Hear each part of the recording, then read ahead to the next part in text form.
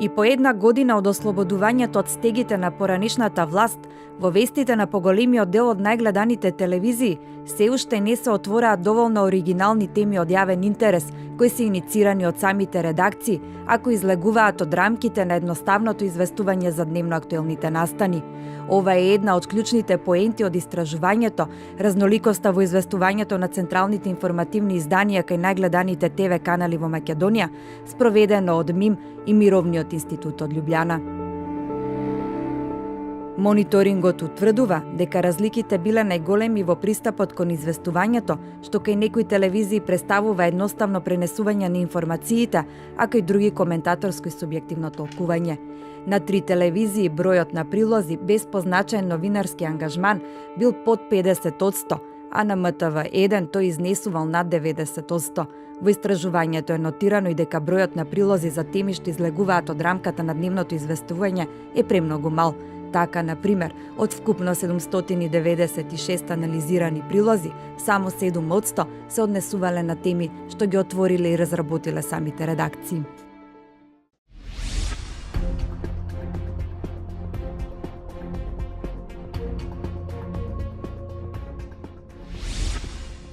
Од оној мониториран период што ние го следевме, заклучивме дека 8 телевизии кои што беа предмет на анализата најчесто се занимаваат со дневните актуелности и најчесто емитуваат извештаи од тие дневни настани. Не се сите тие извештаи идентични, не се со ист квалитет на сите телевизии, значи има и проширени извештаи со бекграунд, со многу повеќе потоци, има големи разлики на други. Меѓутоа, заедничко е тоа дека темата е иста, темата е тоа што го донал денот и во тоа може да се забележат и сличности меѓу телевизиите во одредени денови, значи буквално во еден ден речиси сите да почнат со истиот настан или да ги имаат истите содржини во првите неколку прилози од вестите. Многу помалку од тоа имаше содржини кои што медиумите самостојно ги развиле, кои што се предмет на некаков граѓански интерес, кои што се некаков проблем што медиумот самостојно го истражил, нешто што било порано тема, па медиумот ја вратил таа тема, односно го отворил повторно тоа прашање. Тие беа многу поретки содржини отколку она што се однесуваше на дневните настани или пак на дневните настани, но односно на актуелните настани, но ставени во некој поширок контекст. Во централно информативните изданија на телевизиите кои што беа вклучени во мониторингот доминираат извештаите со 60%, со дури 60% од вкупниот број на опфатени прилози, како и изјавите и тоа без никаков новинарски ангажман. Така што сметаме дека потребно е телевизиите во своите централно информативни изданија да вклучат поголема жаровска разновидност, односно да има повеќе аналитички, истражувачки жарови, да има репортажи, интервјуа, со цел да се избегне унифицираноста на вестите. Имаше такви случаи кога некои телевизии кои што дури имаат такви собствени теми,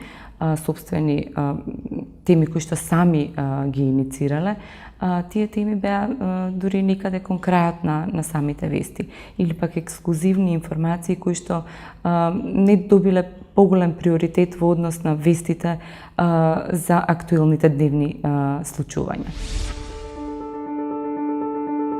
Дали неангажираното и летаргично известување се должи на се уште присутни влијанија во медиумите, на реални економски проблеми на редакциите или едноставно на недоволната креативност тие да се отргнат од унифицираноста?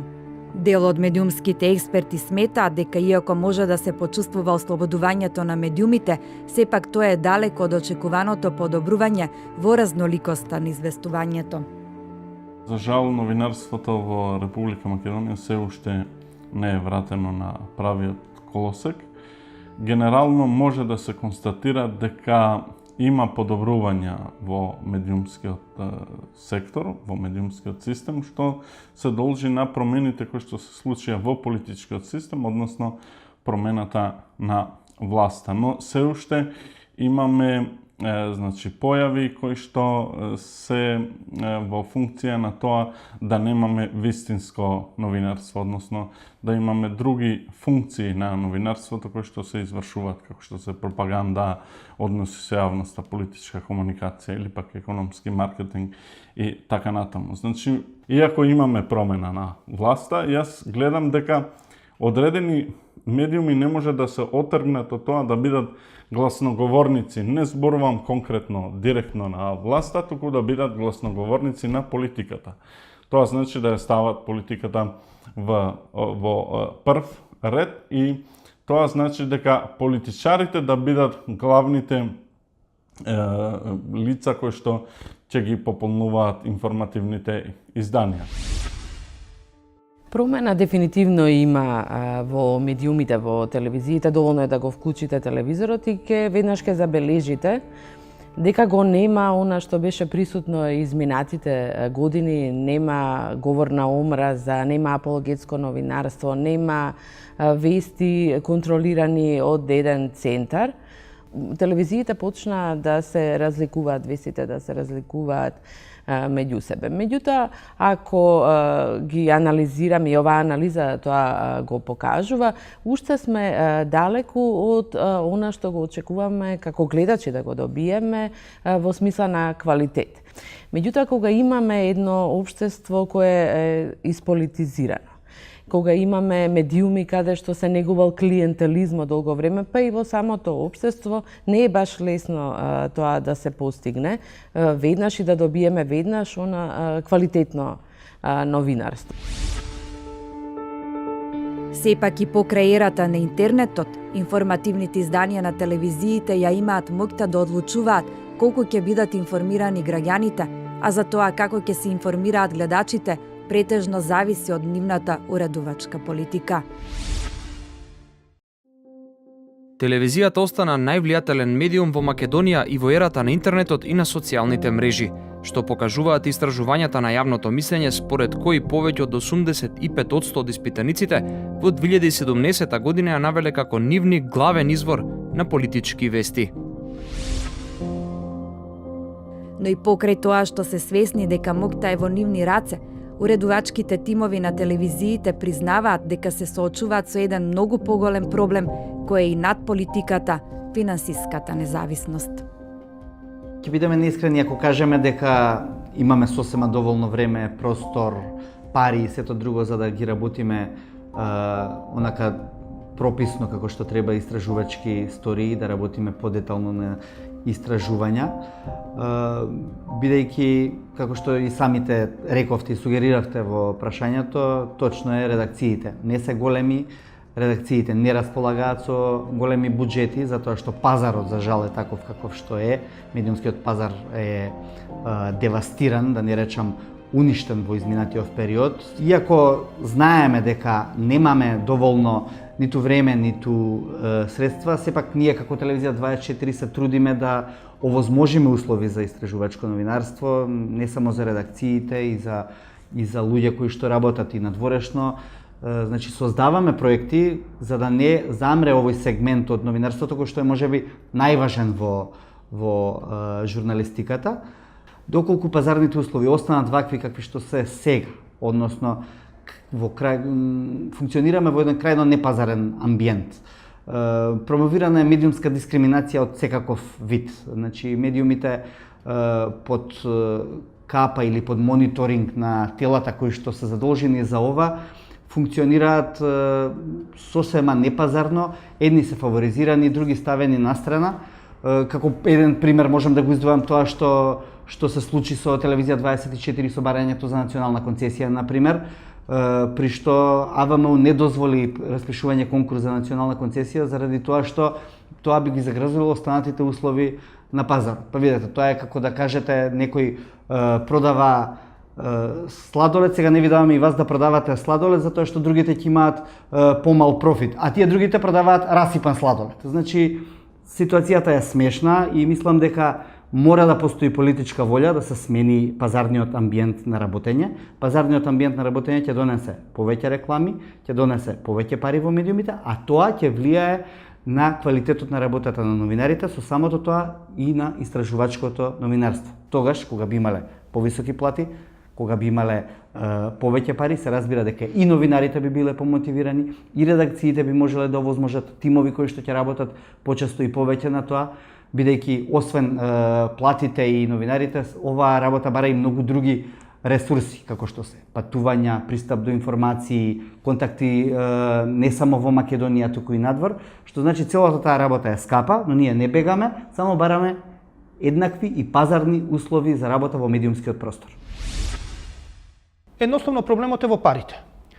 Парите се ограничени, значи многу медиуми, слаба економска моќ на пазарот, едноставно медиумите примерна цел им е да заработат, да ги платат парите на своите вработени, па после тоа да инвестираат во све останато, веројатно останува многу малку за да се инвестира во квалитетна програма, посебно во истражувачка, човечки капацитет некаде може и да се најде, што може да одговорат на овие предизвици, но логистички, ако се остави само на телевизиите и од нивните буџети, нема шанса да се реализира посериозна истражувачка сторија. Во Македонија истражувачките проекти и истражувачките стории се базирани на фондови од странство, кои единствено на тој начин се финансираат.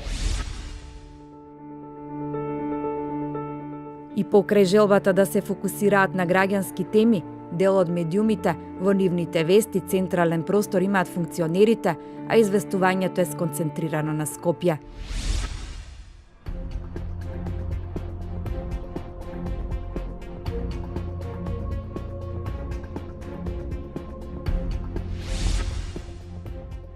За да се надмине оваа состојба, ќе мора сериозно да се работи на подобрување на капацитетите и враќање на достоинството на новинарската професија, подвлекуваат медиумските експерти.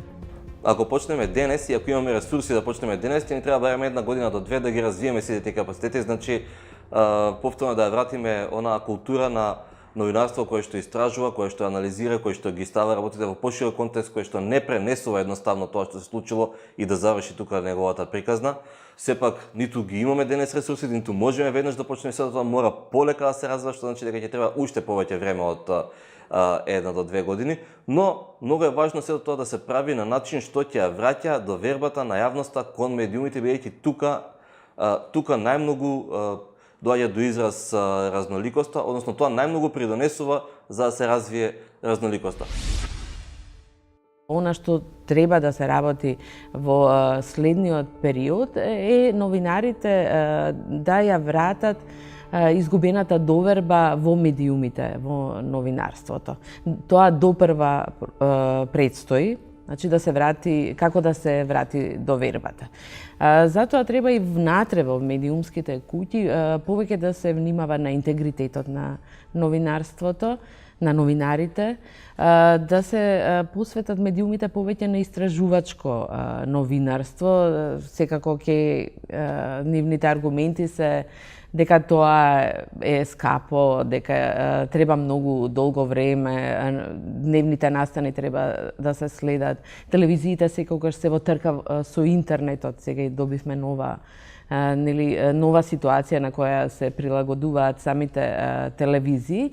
Затоа ќе треба навистина долг период. Треба да се врати практично и достоинството на новинарската професија, она што се изгуби изминативе години. Според мен, она што е навистина клучно е да се создаде едно критичко новинарство.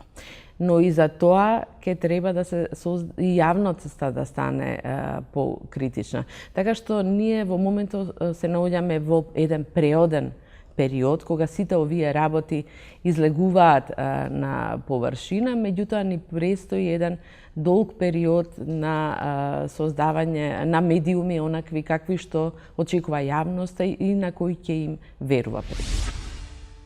Телевизиите кои што емитуваат на национално ниво се најмокните медиуми во државата и за разлика од останатите медиуми имаат најголеми редакции, располагаат со најголеми и финансиски и технички капацитети за да може да излезат надвор од рамките на едноставно пренесување на информациите за дневните актуелности и случувања и за да можат да покажат еден поголем новинарски ангажман при истражувањето на темите, но и да отвараат нови теми кои што се од јавен интерес.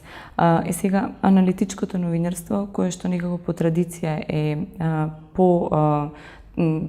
кој што по традиција повеќе го негуваат весниците. Знаеме дека весниците на медиумската сцена, како што е во Македонија, се во тешка финансиска ситуација. Некој од нив згасна изминативе години, така што товарот паѓа и на плеките на телевизиите. Односно, практично тие имаат и капацитети и одговорност и да генерираат и да известуваат за овие теми од јавен интерес. Целта е всушност на граѓаните да им се понудат и поразновидни и поквалитетни медиумски содржини, односно вестите да не представуваат едноставно пресликување од една на друга телевизија. Локомотива на промените кои ќе ги направи поконкурентни останатите телевизии во начинот на известување треба да биде јавниот сервис кој за да се реформира ги чека измените на законот за медиуми. Ако македонската радиотелевизија стане квалитетна, со високи стандарди, веројатно е дека ќе ги повлечи останатите комерцијални телевизии да ги подобрат стандардите и условите за работа.